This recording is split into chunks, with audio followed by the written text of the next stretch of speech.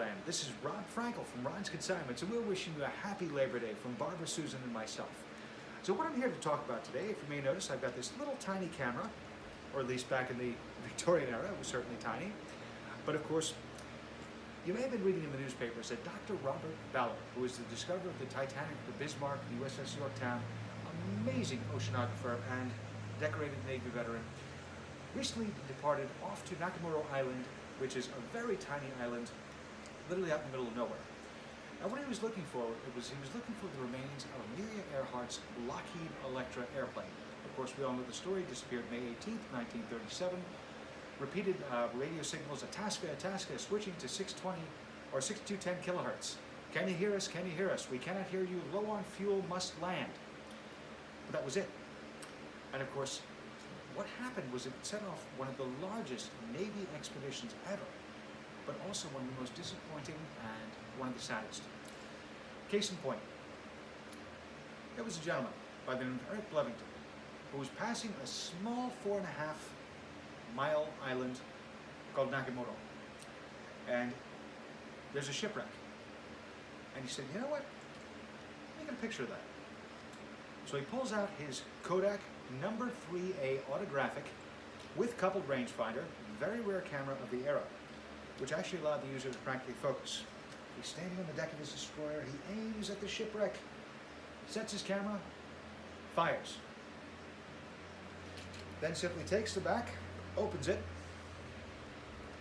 scrolls in the back, shipwreck, Gardner, which it was known as Gardner back then, IS. Winds it, and moves on. So why do I mention this camera, this photograph? Well, the next morning after Earhart's plane disappeared, there were over 85 radio transmissions reported by Hammies saying, this woman is still signaling. She's signaling, saying that, listen, on a reef, battery's dying, no gas. You know, please send help, please send help. On the line, 157, on the line, 157. Well, the US Navy dismisses them all as hoaxes, while ham operators and amateur operators of the day still maintained that these were actually her transmissions. This was the original collage of photographs taken from Bevington's camera. Of particular interest, this was the photograph that was so controversial. Forensic analysts studied it heavily. Do you see it now? Look very carefully. Although subjective, the image appears to be of an inverted landing gear to an Electra. In this image, we see Earhart kneeling next to the landing gear of the Electra. It's subjective, but it looks an awful lot like it's the case. So Earhart's transmissions may have been easily heard on a standard high-grade prosumer radio such as this, the 1936 RCA T910 of the day, which could have easily picked up her signals. In fact, this radio, to this day, repeatedly gets signals all the way from China to Canada. So going back to this camera, so the infamous image now, because of the size of this massive 4x5 negative, look at the size of this, has much better resolution than any digital camera to this day. So as a result, blowing up the image revealed what appeared to be a piece of landing gear from Earhart's Electra. It was enough compelling evidence to compel TGAR and also Robert D. Ballard to embark on a multi-million-dollar investigation.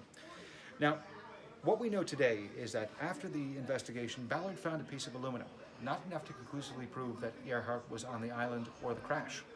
But, nonetheless, just going to show you that sometimes old-fashioned technology can be the best. And in this case, 561 megapixels, which is the approximate size of this negative, is able to be enlarged much greater than any digital to this day. So again, National Geographic will be airing a special on it. It's going to come out October 30th. Hopefully you'll watch it with me, see one of the things that they found, and a couple things. But remember, we sell pieces of history like this at Ron's Consignments right here at 714 Washington Avenue in Woodbine. So even though the summer may have reached its unofficial end, we're certainly open and we love seeing you. So again, follow our Facebook page for further updates, new products, new antiques, new finds, new discoveries, and new adventures. And we can't wait to see you here. I'm Rob Frankel for Ron's Consignments. Till next time. Bye, Rob. Bye, Susan.